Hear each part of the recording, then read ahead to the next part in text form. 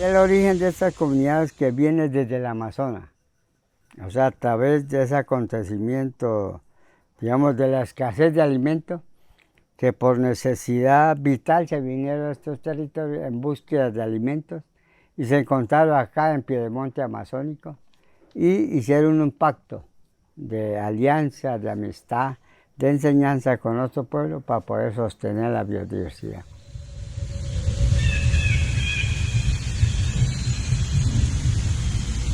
La maloca, ante todo, es una casa. Anáneco quiere decir construido sobre la tierra. Y la maloca es el universo, es el microcosmos, es el mismo cosmogonía. Aquí la maloca funciona en tridimensional. Dios, Quemo, Buinaima, Rima, el hombre y la naturaleza, Hatik. Y como es ese pensamiento, es multifuncional.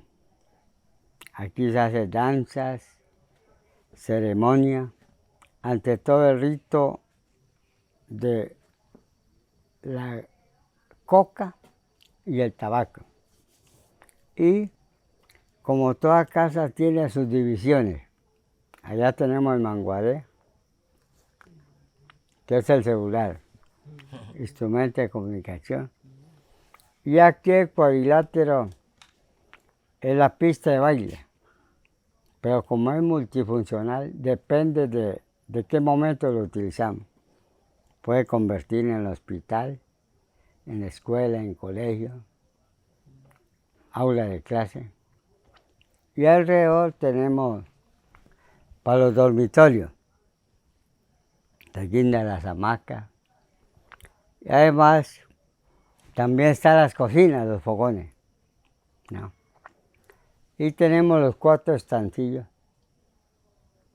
que son los 4 principios de la vida. Representa el agua, el fuego, el aire, la tierra, donde están. Y acá es la madre.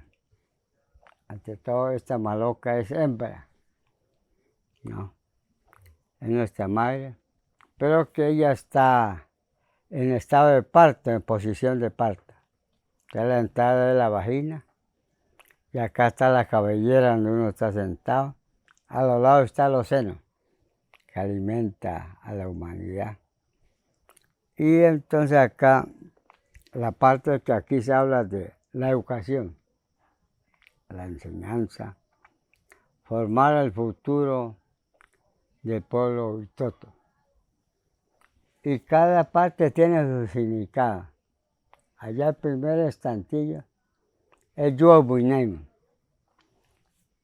A este lado está Tiquita Buinaima. Yuo Buinaima es baile de fruta. Tiquita Buinaima es baile de animales de cacería. En este lado está la tortuga. Este estantillo es para controlar las enfermedades de la rasquiña, el sarampión. Y acá está representada la boa, que es el agua. En ese sentido, la maloca es la casa de pensamiento, casa de formación, en donde los pueblos indígenas diariamente, toda la noche, están hablando de vida, de cómo proteger la naturaleza, cómo vivir en plena armonía, cuidando. Y también se hace uso, pero sostenible, de los recursos. Entonces, como es mujer, esta es maloca hembra. Entonces, ahí está la importancia de la mujer, porque la mujer está la enseñanza, está los cultivos, lo que nosotros llamamos la chagra, y aquí todo se converge. Pero entre la maloca hay un sitio que se llama el mambiadero, o sea, donde se imparte el ambí y la coca para enseñar, ¿no?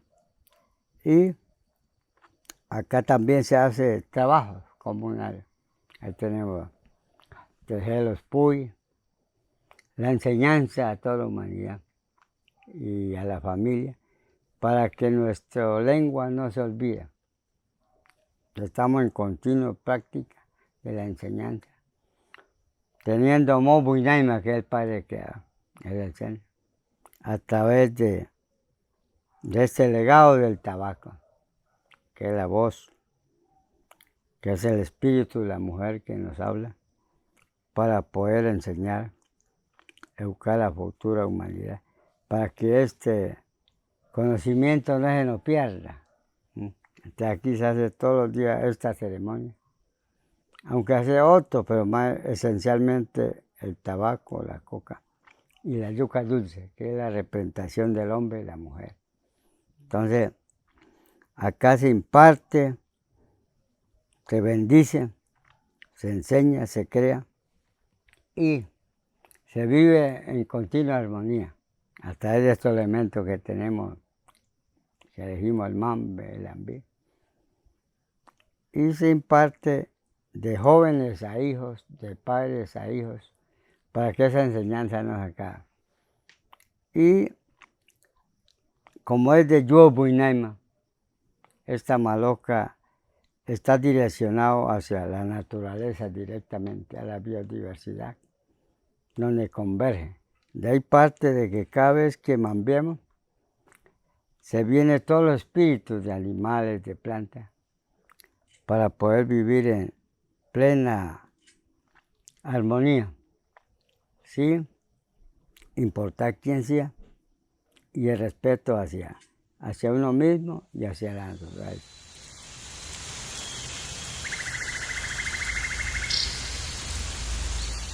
Esta es la representación del mundo.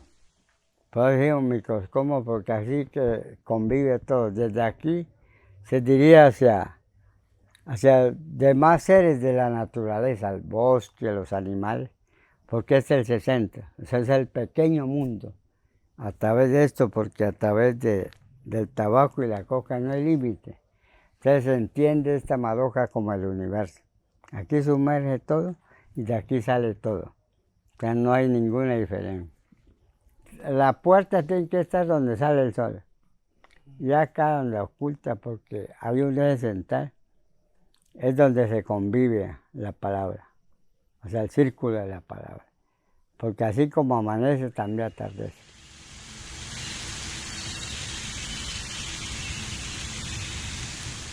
Es de toda la comunidad. Pero en última el dueño es el que lo cuida. Pero la comunidad es responsable, o sea, tiene el nombre de la comunidad, pero cada jefe, cada clan pone su nombre de acuerdo a la tradición.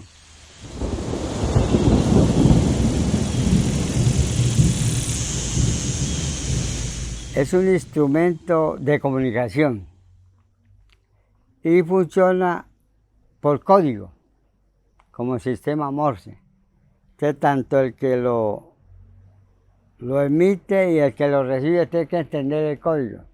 Por ejemplo, cuando se prepara la caguana, que tiene un sonido, ya tumbi, tumbi, tumbi, tumbi, jacapu, tumbi, tumbi, y así cada va indicando el momento de qué se trata.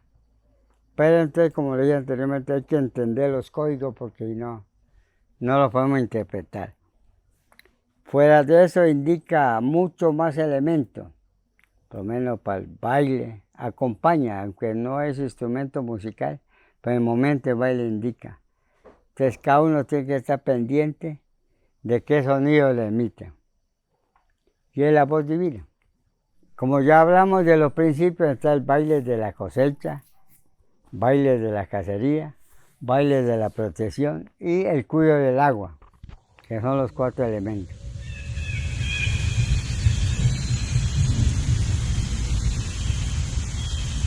Entonces para nosotros es importante la maloca porque es hembra. Es la que es dueña de la economía, es dueño de la cosecha. Entonces la mujer es importante en nuestra cultura porque la tierra es madre, la maloca es mujer, también es hembra. Entonces acá nos da la enseñanza. Aquí vivimos tranquilos, compartiendo la palabra. Lo más bonito es seguir protegiendo el conocimiento milenario que nuestros padres nos han dejado a través de este legado de la coca, el tabaco, para que esa enseñanza no se acabe. Se va repitiendo a través de la generación de padres a hijos, para que su lengua, sus costumbres.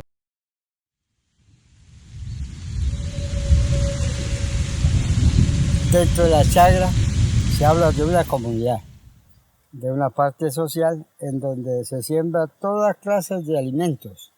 De ellos tenemos la yuca, tenemos la piña, tenemos los frutales, pero entre ellos no hay discordia, no hay envidia. Cada uno cumple su función. Y eso demuestra en el hogar, o sea, la cuestión ya humana, es parte de, digamos, del consejo, de la preparación. Decir que vivimos en armonía, así está la chagra con todo, digamos, diferentes familias, grupos. Pero ellos no pelean, cada uno cumple su función. Y se respeta entre ellos. Entonces es una manera de enseñar, de ir cultivando para que ese conocimiento milenario no se acabe. En la primera altura de la carretera, como el borde, se siembra lo que es chontaduro para poder mantener que no se desbarranque. Y más arriba pues están los frutales que también va sosteniendo. Y acá al borde del camino vuelve y se siembra los chontaduros. Y así sucesivamente se va escalando para que no se vaya a erosionar. Diferentes chagras es por año y por etapa. Por decir, este año es esta chagra. Entonces para otro se busca otro que esté más hecho para que este siga, genere, y así no se afecte, digamos, se va. ¿Y con qué se, digamos, genera el territorio o su espacio?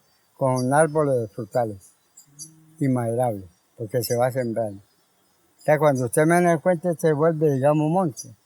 Entonces ya no hay que tocar sino otro pedacito, y así. Y entonces ahí no sufre, como diría, no hay afectación del ecosistema. Es como el tótem, es de mi clan, yo soy del clan Caimo. Entonces en todo mi chagra debe haber Caimo, porque es la que endulza el corazón, es la que armoniza el ambiente. Y tanto alimenta como el humano y los pájaros y los micos, un alimento muy esencial.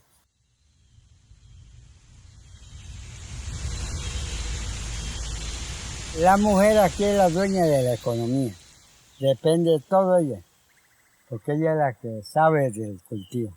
Y nosotros los hombres, los niños, pues ayudamos, como que animemos y cargamos lo más pesado, y entre los niños y las mujeres que va sembrando. Por decir, los hombres están haciendo los hoyos. Pues no es que yo no pueda, sino como ejemplo. Si yo trabajo, entonces los niños también, de acuerdo a su capacidad, entre la mamá o la abuela, dice, así se siembra, porque es un camino del conocimiento. La teoría se da en el Mambe, allá en ese sitio sagrado, pero la práctica se realiza en la chagra, es donde termina todos esos saberes, porque todo lo que se explica a través de la coca y el ambil, entonces acá amanece en el trabajo. ¿Para qué? Para que los niños, las niñas vayan entendiendo la importancia de cultivar, de proteger, de hacer crecer, porque eso no es solo cultivar, sino saber el secreto, cómo se maneja.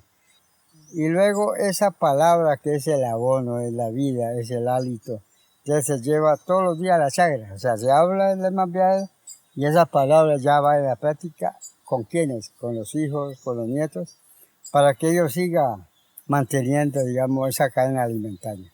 Como la maloca no tiene territorio ancho, entonces acá es para surtir a la maloca. O sea, desde aquí sería la comida, la piña, la yuca, el plátano, el mismo mambe, porque allá no hay territorio.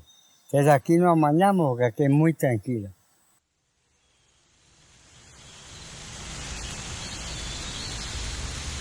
Primero tener en cuenta que nosotros de Estados Unidos vivimos en el Amazonas, pero acá están nuestros ancestros, a ellos se le dice.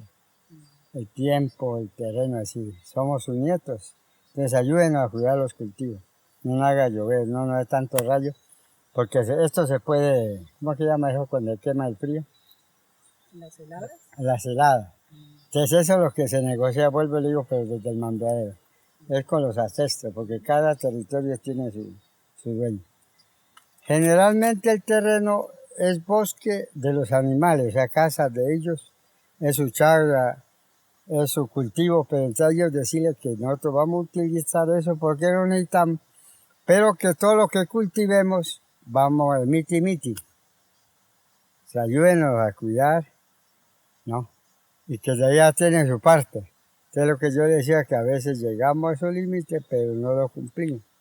Porque los animales cumplen, el problema de uno es que egoísta. O sea, uno quiere quedar con todo el producto, pero sabiendo que ya dijimos que debe ser en socia, pero no cumplimos. Entonces eso es en el momento cuando hay escogencia de terreno y ya la práctica para que después no haya enfermedades, ese es el sitio. Entonces si no, nosotros hablamos. O sea, para no tener enfermedades los problemas. Ya se habló. Se llegó a un acuerdo, se ha firmado con la tinta verde, ya no es roja, sino con tabaco y coca. Nuyo es el dueño. Entonces hay que invocar para que, ¿no? Y donde haya boa, pues la boa no se debe matar, sino hablar con él para que vaya en otra laguna. Porque afuera de que da agua, es el que mantiene los peces. Donde hay boa, hay pescado. Entonces, él es el dueño del agua, entonces con él tienen que hablar. Para que él no moleste, porque si no lo hablamos, también se nos enoja. Guiro también le El guiro, sí. Sino que hay dos, uno que es de tierra y otro que es de agua. La boa es de agua, el guiro es el que vive. Pero también va al agua, pero más permanece en el terreno.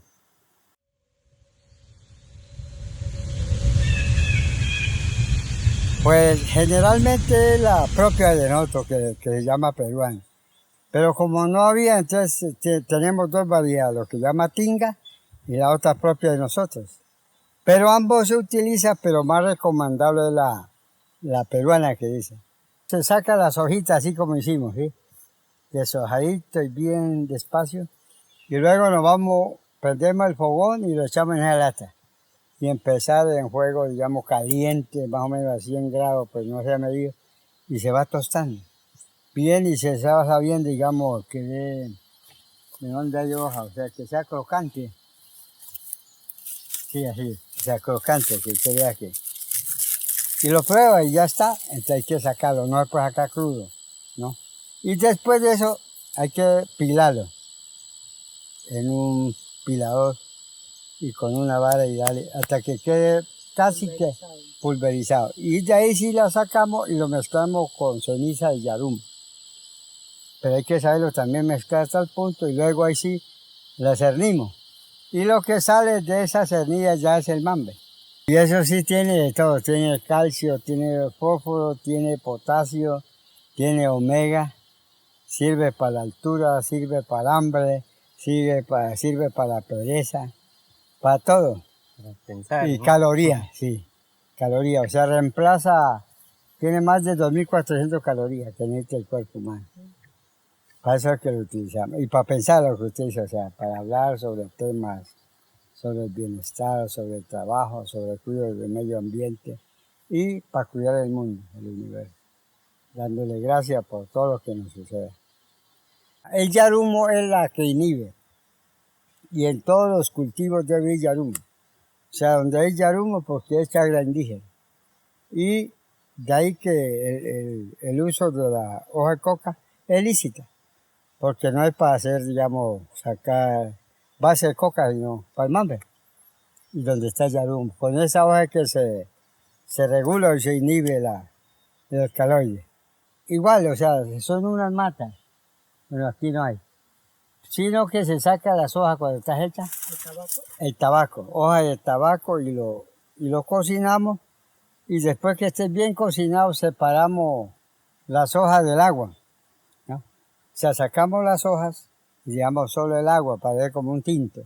Y ese lo mermamos hasta cierta consistencia, que esté casi que negro, bien negro. Y a ese le agregamos maraco, la que vimos allá. O sea, la baba de maraca para que espese.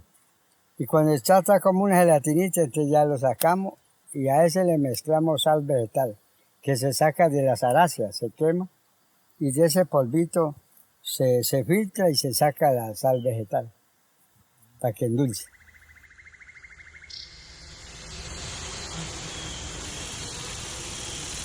Entonces la invitación es que entre todos vamos a sostener nuestro planeta, cada uno desde el lugar donde estemos, sembrando árboles, cuidando las fuentes hídricas y produciendo comida. La importancia para la universidad de esta visita es que sigamos en contacto, en conocimiento, que a pesar de que es un poquito la andina, pero con la Amazonía, lo importante es cuidar los recursos de la naturaleza, la parte hídrica y toda la biodiversidad de la Amazonía, para que entre todos cuidemos lo que es los recursos naturales.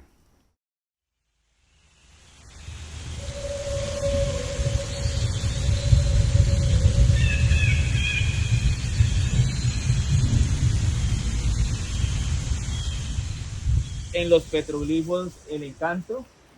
Esta es una pieza de arte rupestre que consta de un alero rocoso y una roca con grabados prehispánicos en una longitud de 17 metros aproximadamente por 2 metros de altura.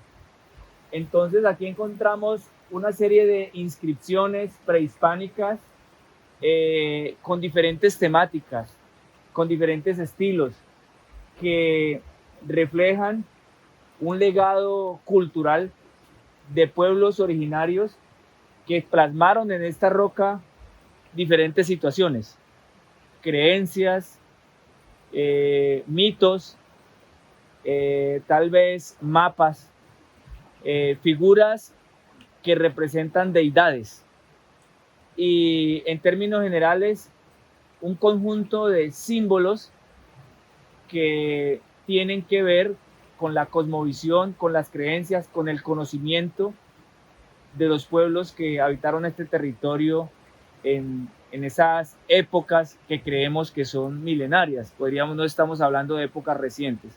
Estamos hablando entonces de una época donde los seres humanos se comunicaban y expresaban su sentir, su saber a través de las rocas. Cuando no existía aún, no conocíamos, no se sabía de la escritura, del papel ni de otras formas, entonces se utilizaron las rocas.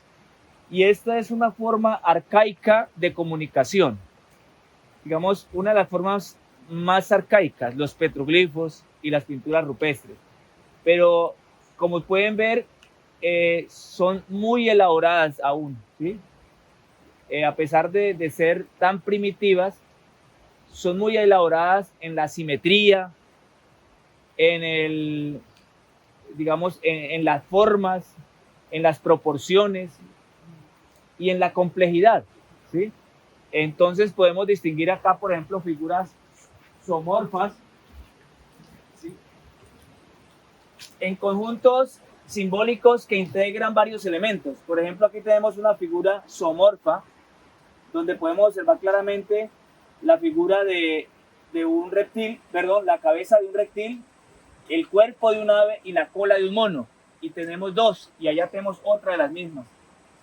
Y aquí tenemos una figura antropomorfa, que podríamos intuir que es una figura femenina por el abdomen abultado, por la forma del rostro, un poco,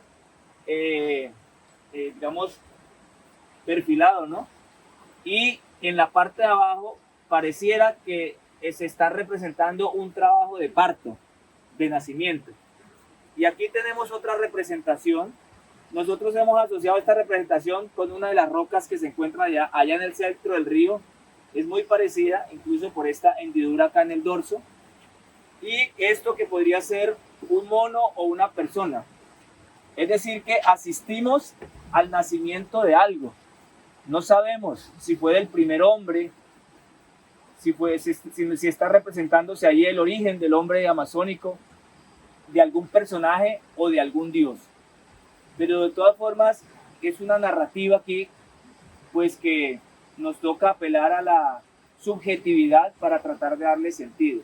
Y es una complejidad. Entonces, en la parte de allá tenemos figuras más individuales. Estas pueden ser representaciones de deidades complejas, ¿sí? En donde podemos ver una conexión entre, diríamos, la parte infra y la supra, ¿sí?